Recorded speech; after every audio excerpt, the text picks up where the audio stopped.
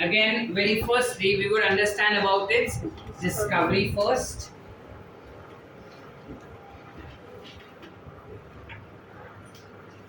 So, जब हम discovery का बात करेंगे बेटा, साइटोकाइनिन सबसे पहले डिस्कवर किया गया था by a scientist called as scoop.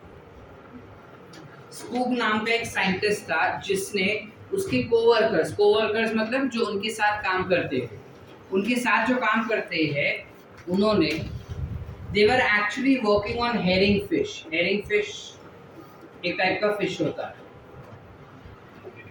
Herring fish के स्पर्म सेल्स पे वो काम कर रहे हैं। तो उन्होंने क्या किया, हेरिंग फिश के जो स्पर्म सेल्स रहते हैं उन स्पर्म सेल्स का जो डीएनए रहेगा वो एक्सट्रैक्ट किया। ठीक है, they extracted DNA of the sperm cells and this DNA was autoclaved. What do we mean by autoclave? It is basically a technique of sterilization.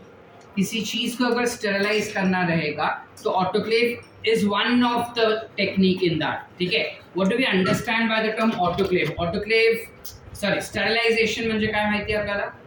काय जो रिप्रोडक्शन करना छोड़ देता है? नहीं। What is sterilisation? Germ free. ठीक है, जो बैक्टीरिया फ्री रहेगा कोई भी सब्सटेंस उसे हम कहते हैं स्टेरिलाइज। सो बेसिकली डीएनए को ऑटोक्लेव किया गया था और उसके बाद जब हमने उसका एक्टिविटी देखा गया था, so we saw that this particular DNA had some chemical that gave us property of cell division. That means it was providing us with the property of kinesis, and thus the term came up with kinetin. उन्होंने इस chemical का नाम दे दिया था kinetin. ठीक है, जो chemical उनको सेल डिवीजन करवाने में हेल्प कर रहा था उस केमिकल का नाम उन्होंने दे दिया काइनेटिन। ठीक है, was this the term that was referred with respect to plants? Yes or no? क्या इस टर्म को प्लांट्स के लिए हमने यूज किया गया है? नहीं। किसके लिए यूज किया बेटा? फिश के लिए, which is what? An animal. ठीक है, ये स्टेटमेंट आ चुका है काफी बारी, ऑड मैन आउट करके पूछा जाता है। ठीक है, और उसमें काइनेटिन डाल दिया जाता है। काइनेटिन याद रखना will always be an odd man out because kinetin is not seen in plants, it is seen in animals. Plants के अंदर काइनेटिन का कोई भी एक्टिविटी देखा ही नहीं गया था। ठीक है, तो जब पहली बार स्कूप ने ये डिस्कवर किया ना, तो बाकी दूसरे साइंटिस्ट थे जैसे जिसका नाम था मिलर, वो अब ढूंढ रहे थे कि काइनेटिन जैसा ही कोई केमिकल प्लांट्स के अंदर मिल रहा है क्या। तो they were finding out certain chemicals which were having kinetin like properties. So while they were searching for these chemicals which had kinetin like properties, they found out that there was corn kernel and coconut milk. What is corn kernel? Corn kernel क्या होता है? Corn पता है, भुट्टा? Yes or no? Yes. वो भुट्टे का जो सीड्स होते हैं वो सीड्स के अंदर प्लस कोकोनट मिल्क। काय असतं कोकोनट मिल्क माहिती है काय? जो नॉर्मल नारियल पानी हमने लिया, उस नारियल पानी के अंदर मलाई भी मिलता है अपने को। वो मलाई को नारियल पानी के अंदर पूरा ब्लेंड कर दिया ना मिक्सचर में, व्हाइट सोल्यूशन बनेगा which is nothing but coconut milk. ठीक है, तो वो कोकोनट मिल्क प्लस इन दोनों दैट इज कॉर्न कर्नल, इन दोनों में जो जूस निकलता है, जो रस निकलता है, उनमें कुछ केमिकल पाए गए थे which was acting exactly same as that of kinetin. Because it was obtained from corn, the scientific name is zmase. It gave term as zeatin. We came up with a term called as zeatin. जो chemical corn colonel में से निकाला गया था उसका नाम था zeatin. उसके अलावा जो भी केमिकल्स अपने को मिल रहे थे that was classified to be a cytokinin. Are we clear बेटा? शॉर्ट है। डिस्कवरी कैसे हुआ? वंस अगेन और अंडरस्टूड? नक्की वंस अगेन। क्या बोला उसने? स्कूप नाम का एक साइंटिस्ट था, ठीक है, जो बेसिकली हेरिंग फिश के स्पर्म सेल्स पे काम कर रहा था। उसने उन स्पर्म सेल्स को कलेक्ट किया और उसमें से डीएनए एक्सट्रैक्ट किया। उसके वजह से डीएनए एक्सट्रैक्ट करने के बाद उस डीएनए को उसने ऑटोक्लेव किया यानी स्टरलाइज किया और बाद में उसने अलग अलग प्लांट टिश्यूज में उसका इस्तेमाल एनिमल टिश्यूज में उसका इस्तेमाल किया। तब उसने देखा कि ये डीएनए एनिमल के टिश्यू के सेल्स को मल्टीप्लाई करने में हेल्प कर रहा है। ये पढ़ते ही उसने इस पर्टिकुलर केमिकल का नाम डाल दिया kinetin. Why? Because when you have cytokinesis occurring, kinesis माने डिवीजन हो गया, so we came up with a term called as kinetin. ठीक है? However, this was a cytokinin which was found in animals. Now scientists wanted to find out कि plants में भी ऐसा कोई है क्या जो साइटोकाइनेसिस कर पा रहा है। ठीक है, तो साइटोकाइनिन जैसा केमिकल्स वो ढूंढने लगे प्लांट्स के अंदर। तब मिलर नाम का एक साइंटिस्ट था जिसने ढूंढा कि जी मेज के अंदर यानी कॉर्न कर्नल्स के अंदर कुछ केमिकल था जो इस टाइप का एक्टिविटी कर रहा था। उस पर्टिकुलर केमिकल को नाम दे दिया गया जियाटिन।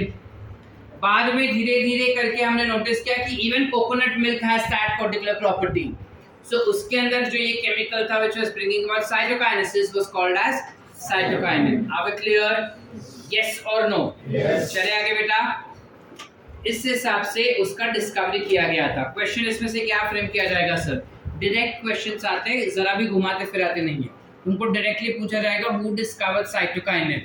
सो साइटोकाइनिन डिस्कवर किया गया था by Skoog and Miller. Who discovered zeatin? Miller becomes the answer. Who discovered kinetin? Skoog becomes the answer. Are we clear बेटा?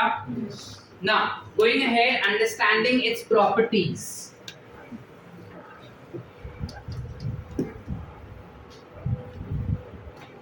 What are the properties of cytokinin? Cytokinin के properties क्या हो जाएंगे? तो सबसे पहले it has been derived from N-furfural, that is N6-furfural amino purine. ठीक है, it is N6 if I'm not mistaken. Yeah. तुमको there is one question which is there in some of the reference books जहाँ पे N6 के जगह पे N9 कर सकते हैं, N10 कर सकते हैं। So make sure that we remember that it is N6. ठीक है, N6 furfural amino purine. We know what is purine? Riddhi, do we know what is purine? तो ना कौन बोलेगा? Mansi, do we know what is purine?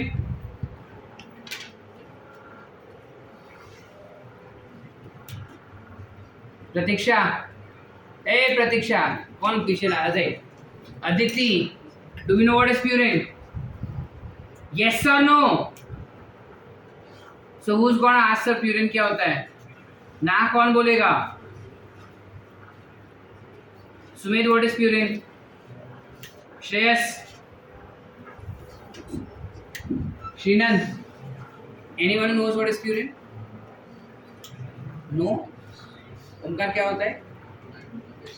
These are nitrogen bases, DNA, RNA. उसमें हमने पढ़ा है that you have something called as purine, something called as pyrimidine. सुना है कभी? Yes or no? Yes. So this purine and this pyrimidine is responsible to bring about adenine, guanine, cytokine. पता है कि नहीं पता है? Yes or no? Yes. हाँ, थैंक यू। ऐसा चिल्लाओ ना जरा, बोलो कि हाँ सर ये पता है, लेकिन प्यूरिन क्या होता है वो भूल गए थे, अब आपने बोला तो याद आया। ऐसा बोलो। प्यूरिन जो होते हैं उसमें दो एग्जांपल्स है, कौन से? हाँ, तो मेरे को भी कॉन्फिडेंस है कि नहीं भी पढ़ाया हुआ कुछ तो अकल में घुस रहा है और कुछ याद है, नहीं तो मैं तो धाड़ धाड़ पढ़ा के बाहर निकल जाऊंगा। तुम फोड़ लो फिर क्या करना है, बराबर ना पैर? That is only one thing to do. A and G. However, here we are talking about N6-furfural amino purine, meaning we are talking about adenine. So they might give you directly as N6-furfural amino purine या फिर adenine. Cytokinin जो hormone है बेटा, ये hormone adenine से बनाया जाता है। ठीक है। इस वजह से जो डीएनए को प्योरीफाई किया गया ना, उसमें तो एडेनाइन हो गई, तो उसका वो एडेनाइन मॉडिफाई हो गया था स्टरलाइजेशन के समय पे। इस वजह से it gave us with some property called as cytokinesis. Are we clear? Where will this be synthesized? So it is synthesized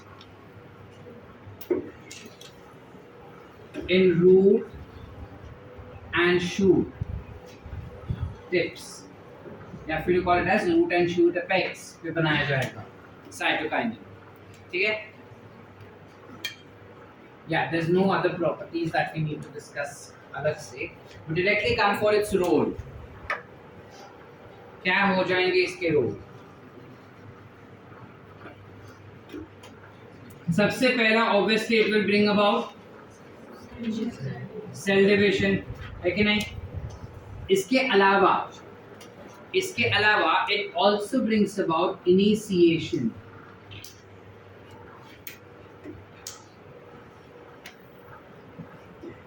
of shoot formation in callus culture. जो कैलस कल्चर होता है, ये चीज हम ऑक्सिन के लिए पढ़े थे, ऑक्सिन में पढ़ चुके हैं, याद आ रहा है कुछ?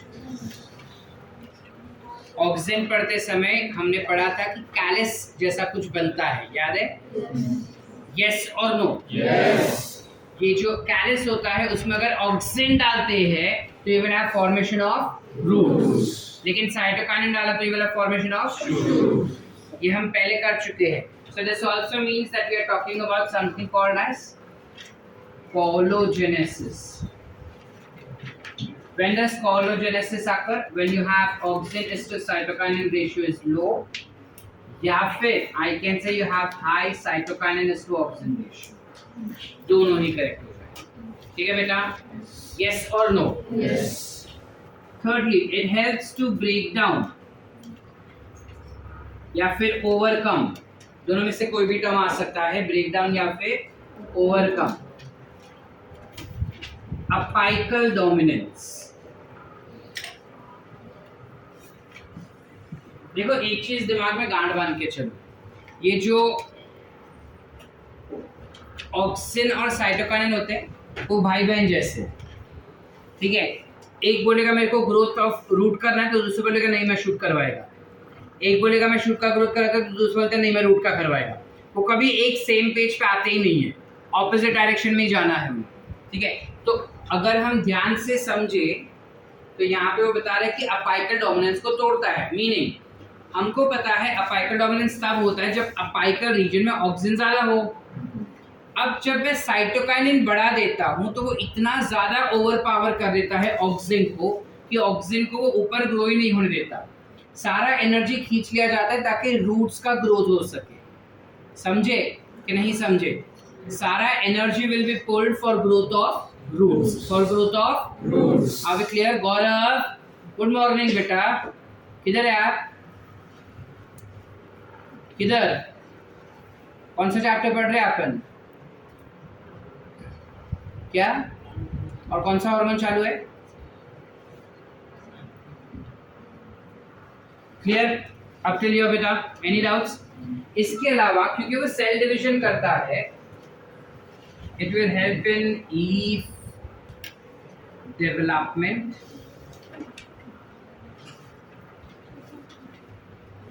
And growth of leaves. Leaf का डेवलपमेंट भी करेगा और लीफ का ग्रोथ भी करेगा, दोनों ही चीजें करता है, ठीक है?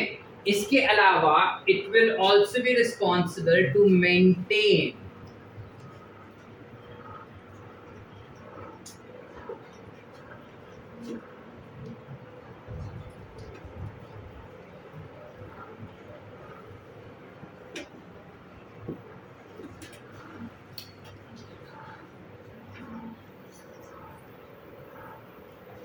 It helps in maintaining the greenness within the leaves. क्या हुआ, एक बार ही साइंटिस्ट ने दो पेट्री डिश लिया। पेट्री डिश समझता है? नहीं? कब्बशी बशी अस्ते बशी बशी सारखा, ठीक है? अब क्या होता है वो छोड़ो, जब तुम प्रैक्टिकल्स करोगे तब दिखाया जाएगा होपफुली, ठीक है?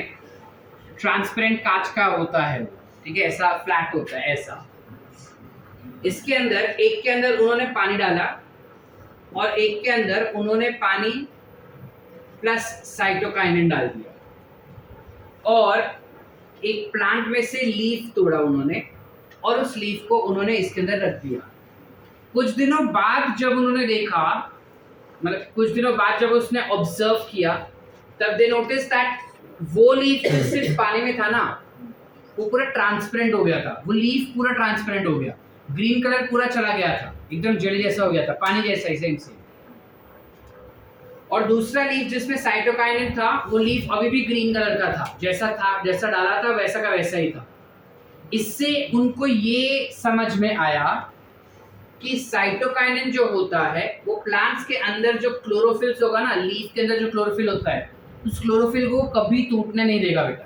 It never allows the breakdown of chlorophyll, ठीक है। And how does it do that so? पहली बात तो how does it do that so? It does that by allowing mobilisation of nutrients या फिर elements to grow in bud। जो buds grow कर रहे हैं या जो लीव्स बना रहे हैं, उनके तक न्यूट्रिएंट्स लेके जाना, जो हमने मिनरल न्यूट्रिएंट्स में अलग अलग न्यूट्रिएंट्स पढ़े, वो सारे न्यूट्रिएंट्स वहां तक लेके जाने का काम साइटोकाइनिन करवाता है। समझ पा रहे हैं हम कि नहीं समझे? ठीक है, मतलब जो हमने बोला ना कि सल्फर जो है वो नॉन मोटाइल हुआ, calcium is non motile, but then we discuss that nitrogen, magnesium and potassium are motile, और उसके तरफ और भी बहुत सारे केमिकल्स है विच आर मोटाइल। ये सारे केमिकल्स को जाइलम के अंदर मूव करवाना और जहाँ पे उसका जरूरत है वहां तक उसको लेके जाने का काम कौन करता है? साइटोकाइनिन। आप क्लियर बेटा? यस और नो? ये चीज डिस्कवर किया गया था by two scientist called as Richmond and Lang, and thus it is called as Richmond and Lang effect. Is it given in NCERT? No, it is not given in NCERT. It is given in your government textbook. ठीक है, Richmond and Lang effect क्या होता है sir? कुछ नहीं, Richmond and Lang effect यानी कि वो जो लीफ होता है उसको ट्रांसपेरेंट नहीं होने देता, ग्रीन का ग्रीन रखता है। कैसे ग्रीन का ग्रीन रखेगा? By mobilizing the movement or by mobilizing the elements. Are we clear? Yes or no? Yes. Everyone? Yes. लक्षात राहील? आपण बॉल्टिंग ऐकलेलं, बॉल्टिंग। बॉल्टिंग क्या होता है भाई? What is बॉल्टिंग बेटा? हम 2 मिनट पहले ही पढ़े उस चीज को।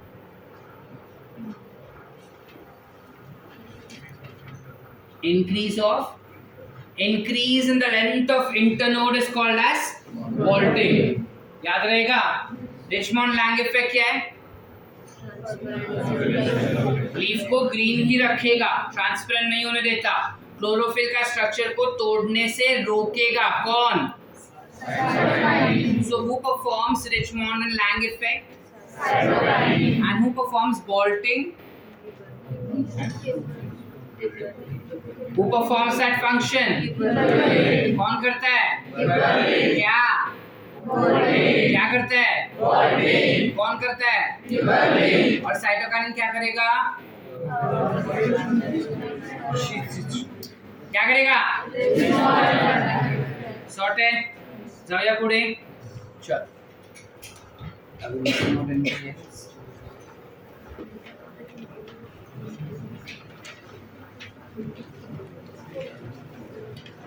yeah, it will also help in, because it is providing because it prevents breakdown of chlorophyll, automatically it will delay senescence of leaves. That also is nothing but one line में अगर बोलना है तो that is Richmond Lang effect. Are we clear? Cytokinin पूरा clear है बेटा? Any doubts? लिखे इतना। चलो, ईथिलीन।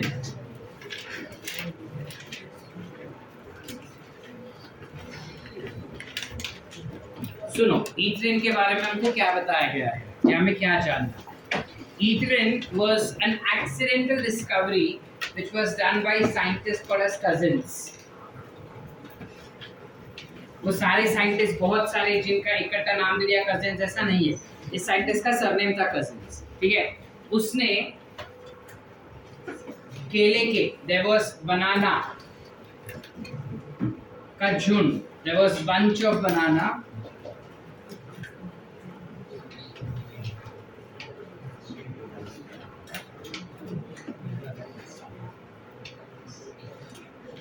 with an with a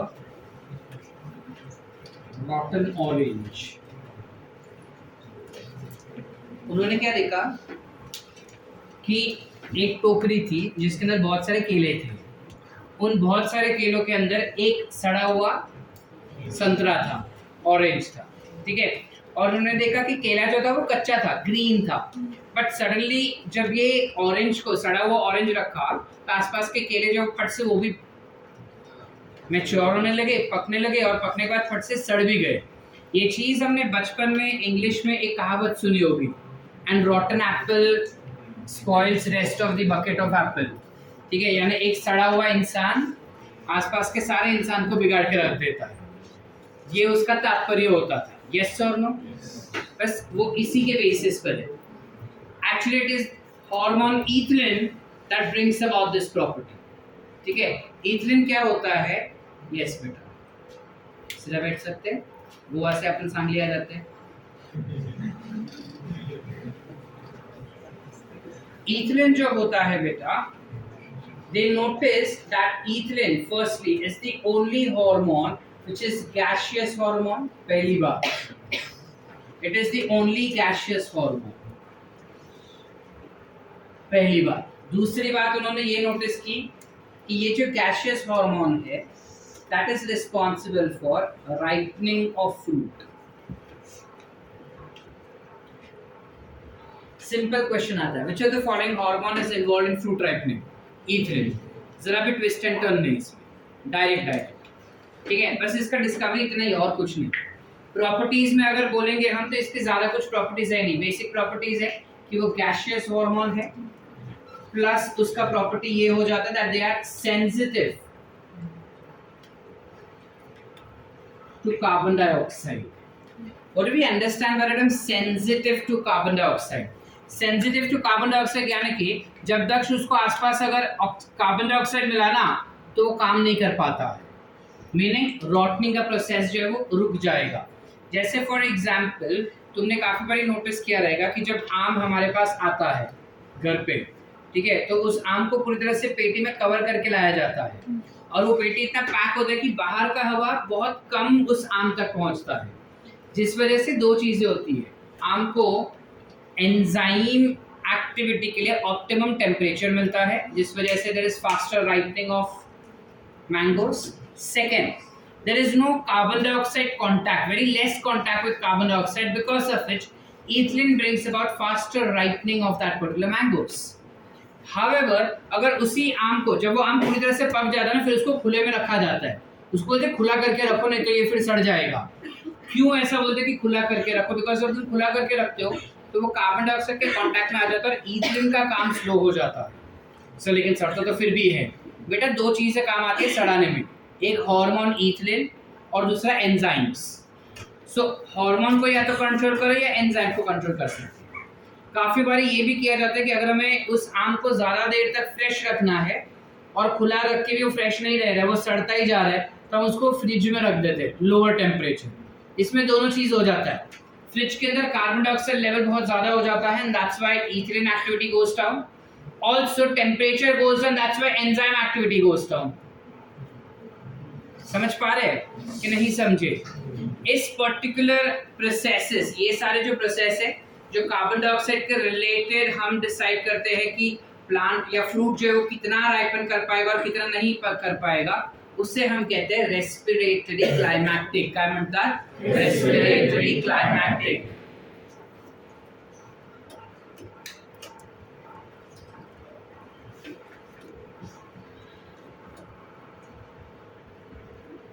What is respiratory climatic. क्या हो जाएगा respiratory climatic? It is basically जहां पे कार्बन डाइऑक्साइड के कॉन्सेंट्रेशन के बेसिस पे इथिलीन के एक्टिविटी को जज किया जाता है या इथिलीन के एक्टिविटी को रेगुलेट किया जाता है। Are we clear? Yes or no? It has also been said that ethylene helps in increasing the respiratory rate of the fruit, and that is why it is responsible to have a property. It has a property of fastening up senescence. Unlike पिछले वाले hormones जितने भी हमने पढ़े वो senescence को delay कर रहा था। अब तक हमने कितने हार्मोन पढ़े बेटा जो सीनेसेंस डिले कर रहा था? हमने सिर्फ 2 हार्मोन के बारे में बताया कि वो सीनेसेंस डिले करवाता है, एक गिबरेलिक एसिड और दूसरा साइटोकाइनिन। सिर्फ ये 2 सीनेसेंस को डिले करवा रहा है। ऑक्सीजन में हमने ऐसा कुछ पढ़ा ही नहीं बेटा। फिर सीधा है इथिलीन पे, जहाँ पे बोल रहे हैं कि नहीं इथिलीन जो होता है वो बुढ़ापा काफी जल्दी लाता है, जो हमने देखा कैसे ला रहा है। यस और नो? फटाफट बुढ़ापा आ जाता है उसके अंदर। दूसरी बात, अगर हम प्रॉपर्टी बताने जाए इथिलीन का, इथिलीन की बहुत सारे प्रॉपर्टीज है, बहुत सारे। अब तक हमने जितने पढ़े तुम ऑलमोस्ट वो सारे प्रॉपर्टीज इसमें डाल सकते हो। ठीक है, अब सारे प्रॉपर्टीज मतलब हम इसमें क्या डाल सकते हैं सर? सारे properties meaning you can go for root formation and root hair formation. We heard about root formation with respect to auxins. यहाँ पे वो root hairs भी बनाता है और root खुद भी बनाएगा, ठीक है, ताकि एब्जॉर्प्शन रेट बढ़ सके प्लांट के अंदर। ठीक है, ज्यादा से ज्यादा रूट इनिशिएशन करवाएगा, ज्यादा से ज्यादा रूट करवाता है ताकि ज्यादा से ज्यादा वाटर एब्जॉर्प्शन हो सके। इसके अलावा it brings about sprouting in sprouting या फिर budding in potato and stem. Potato भी तो स्टेम ही हुआ सर। हाँ, पोटैटोज भी स्टेम हुए, लेकिन we are talking about the other normal stems also. उसमें बडिंग करवाना या उसके अंदर स्प्राउटिंग लाने का काम कौन करेगा? इथिलीन करता है। ठीक है, which also means that it will help us in germination of seed. It helps in germination of seed. याद रखना, एनसीईआरटी में सीड जर्मिनेशन सिर्फ और सिर्फ इथिलीन के लिए दिया है। हमने पढ़ते समय सीड जर्मिनेशन गिबरेलिक एसिड को भी बोला था, बट एनसीईआरटी नहीं बोल रहा है। तो अगर आया which of the following hormone promotes seed germination, तो आंसर क्या लिखेंगे हम? इथिलीन। गिबरेलिक एसिड नहीं जाएगा। ठीक है, देन सर अगर बोथ दिया रहेगा तो, अगर बोथ दिया है ना तो बोथ मार्क करना, लेकिन अगर चॉइस दिया है तो you always go with ethylene. Both का चांसेस कम है, एक का चांसेस ज्यादा है, सो गो फॉर इथिलीन ऑलवेज। ठीक है, इसके अलावा इथिलीन और क्या काम करता है सर? इसके अलावा इथिलीन काफी समझदार हार्मोन भी होता है बेटा। वो क्या देखता है कि जो राइस होते हैं, राइस चावल, चावल के जो क्रॉप्स होते हैं जनरली वो पैडी फील्ड्स में ग्रो होते हैं। पैडी फील्ड्स म्हणजे काय? पैडी फील्ड्स म्हणजे काय? जोर से बोलो, कुछ नहीं समझ रहे मैं। चिकन, चिकट, चिकट नहीं, चिकल, ऐसा फील्ड जो पानी से लथपथ है पूरा। ठीक है, अब इससे क्या होगा जाएगा बेटा कि जो प्लांट के लीव्स होते हैं, अगर सपोज ये मेरा प्लांट है, ये मेरा सॉइल है, इस सॉइल के ऊपर पानी है। ठीक है, तो जो लीफ नीचे की तरफ वाले हैं, नीचे वाले नोड्स में से जो लीव्स आते हैं वो इस पानी के अंदर चले जाएंगे और सड़ना शुरू करेगा, और अगर इधर से सड़ा तो वो एक्सेसिव पानी प्लांट में जाएगा, पॉसिबल चांसेस है कि पूरा प्लांट बिगड़ सकता है। सो टू अवॉइड दैट इथिलीन बोलते हैं काम करते हैं। ये जो राइस प्लांट होता है ना, उसके नीचे के जो नोड्स होंगे उन नोड्स का डिस्टेंस बढ़ा दो। अभी नोड्स का डिस्टेंस बढ़ा दिया तो लीफ जो है वो इधर ही रहेगा, पानी में जाएगा नहीं, ऑटोमेटिकली वो सड़ेगा नहीं। ठीक है, so what does it do? It increases length of lower internodes in rice crop. Rice crop के अंदर लोअर इंटरनोड्स का जो लेंथ है वो इंक्रीज करवा देगा। सिक्स्थ पॉइंट, हमने ऑक्सिन्स में पढ़ा था कि पाइनएप्पल के अंदर जो फ्लावरिंग होता है वो ऑक्सिन्स करवा रहा है ना। अब ये फ्लावर इंड्यूस करवाने के बाद पाइनएप्पल जो होता है, आई एम एक्सपेक्टिंग कि मॉर्फोलॉजी में पढ़ा था, it's a composite fruit, right? It's a composite fruit, meaning पूरे inflorescence is participating in fruit formation, yes और नो? मीनिंग जितने भी फ्लावर्स है वो सारे फ्लावर्स इकट्ठा फ्रूट बनने चाहिए ना। क्या होता है पाइनएप्पल में, एक डंडी है सेंटर पे और बहुत सारे फ्लावर्स है, ये एक फ्लावर फ्रूट बना, दूसरा फ्लावर फ्रूट बना, तीसरा, चौथा, पांचवा, ऐसे सारे फ्लावर्स फ्रूट बनते जा रहे हैं, यस और नो? ये सारे फ्लावर्स इकट्ठा फ्रूट बनेंगे तब ये पूरा एक फ्रूट रेडी होगा। ऐसा पॉसिबल नहीं है कि नीचे वाला फ्लावर फ्रूट बन गया, ऊपर वाला फ्लावर अभी तक फ्लावर ही है, तो फ्रूट पूरा बन ही नहीं पाएगा, कच्चा ही रहेगा, आधा अधूरा रहेगा। तो सारे फ्लावर्स को इकट्ठा एक पॉइंट पे लाने का काम कौन करता है? इथिलीन। इसे हम कैसे डिफाइन करेंगे sir? It helps in synchronising flowers in pineapple. Pineapple में फ्लावर्स को वो सिंक्रोनाइज करेगा। आर वी क्लियर बेटा? हो कि नहीं? जाओ पुढे। चलो, इसके अलावा कुछ कुछ फ्रूट्स है जैसे मैंगो वगैरह हो गया, इनके अंदर वो फ्रूट्स का राइपनिंग वगैरह करवाने का काम भी क्या करेगा? यही हीरो करेगा। So that we did not write anywhere over here, will simply write that ripening of fruits. ठीक है, इसके अलावा it performs the function of thinning. Thinning in plants like cotton, cherry and walnut.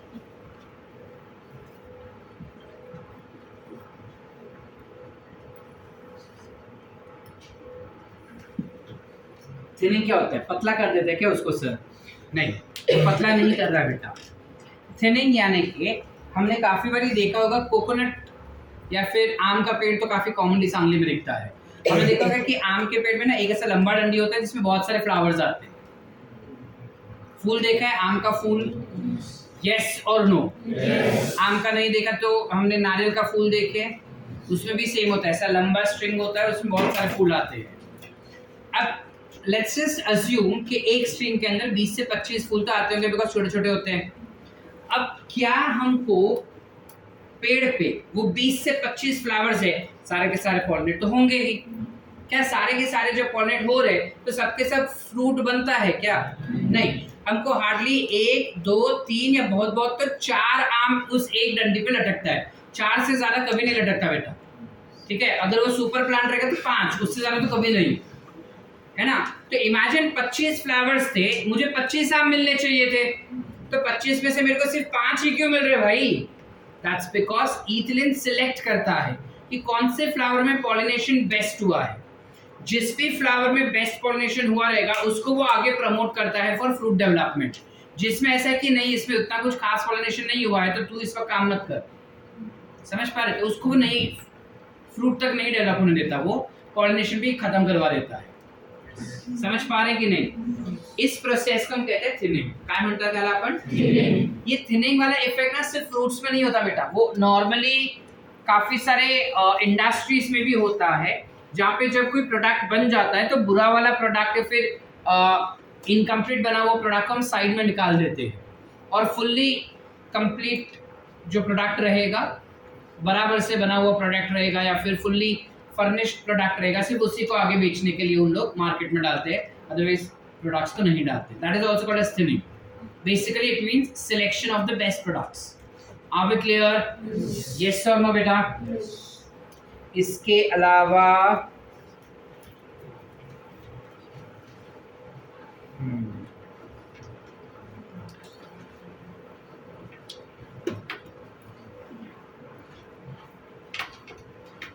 Okay. इसके अलावा there's just 2-3 more things that we have to see. One is जो ethylene होता है, it promotes flowering in mango.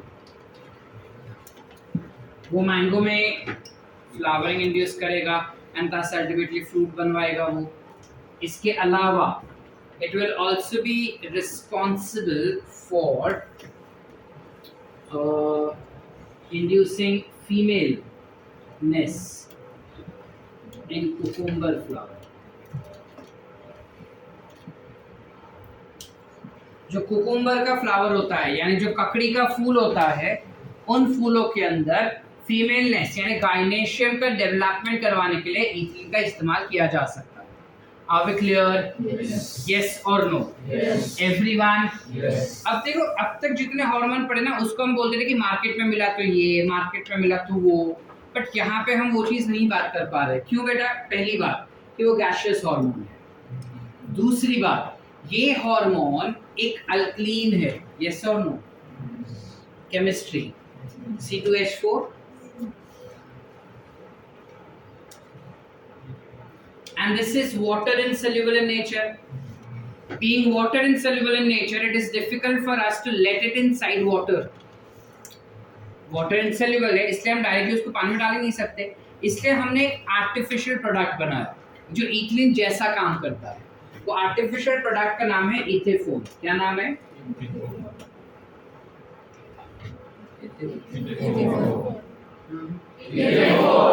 ये जो ethephon होता है, this is water soluble. ये वाटर soluble होता है और इसको हम स्प्रे कर देते हैं. जब इथेफोन रिलीज होता है प्लांट के अंदर तो धीरे धीरे करके वो इथिलीन का रिलीज भी इंड्यूस करवाता है. मीनिंग खुद तो इथिलीन के जैसा काम करेगा ही, बट प्लांट्स के अंदर जाते ही ना जो ओरिजिनल इथिलीन है उसको जलन महसूस होता है कि मैं तो बैठा हूँ और ये आर्टिफिशियल आ रहा है, तो जो ओरिजिनल इथिलीन है वो भी धीरे धीरे रिलीज होना शुरू कर देता है. Are we clear? So the ethylene level rises and there will be faster ripening of the fruit or there will be faster effect of ethylene C. Are we clear? Yes or no? Yes. एक applicative question बार बार आता है NEET में, काफी बारी पूछा गया है, which is basically that which of the following hormone is farmer's favorite hormone? Remember, ethylene is farmer's favorite hormone. Why is ethylene farmer's favorite hormone? Because अगर तुम ध्यान से देखो ये साइटोकाइनिन का भी काम कर रहा है, ये गिबरेलिक एसिड का भी काम कर रहा है और ये ऑक्सिन्स का भी काम कर रहा है. तीन हार्मोन का काम इकट्ठा करता है and that's why it is also called as triple function hormone और you can call it as farmers favourite hormone. Are we clear? Yes और नो? याद रहेगा? नक्की लिखे. Next that we are starting up understanding about is abscisic acid, also called as AB. ठीक है. Now talking about abscisic acid, इसका discovery किसने किया उससे हमें कोई लेना देना ही नहीं है, किसी ने तो किया. ठीक है. एक्चुअली वो साइंटिस्ट का नाम था कॉटन, मतलब सरनेम था कॉटन, बट एनसीईआरटी नहीं बोलते तो छोड़ो. इसके अलग अलग नाम है. There are multiple synonyms, what you call it as. Synonyms मतलब क्या? Different word but same meaning वाले. ठीक है. So you might have first where we call it as stress hormone. Now, why do we call it as stress hormone? We call it as stress hormone because it is released during stress condition.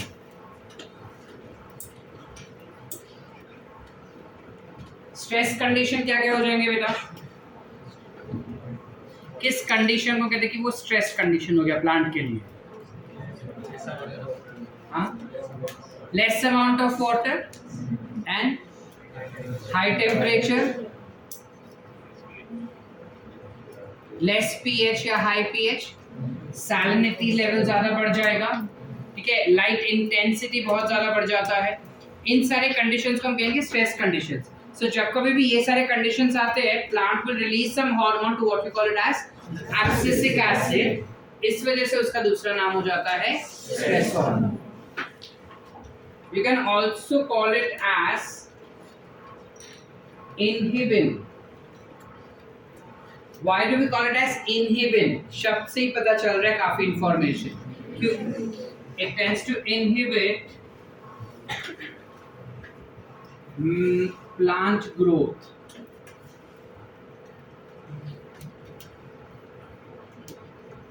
It will inhibit plant growth.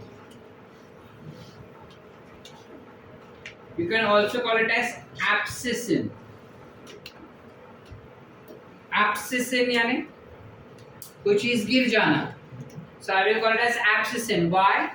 Because it promotes या फिर it will induce abscission.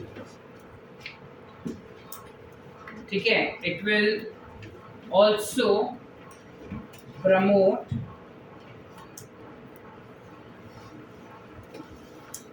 seed dormancy, because of which it is many a times also referred as dormin. इस hormone को काफी बार डॉर्मिन भी कहा जाता है because वो डॉर्मेंसी इंड्यूस करता है। इसके अलावा इसका फंक्शन हो जाएगा closure of stomata, which we are aware about it already.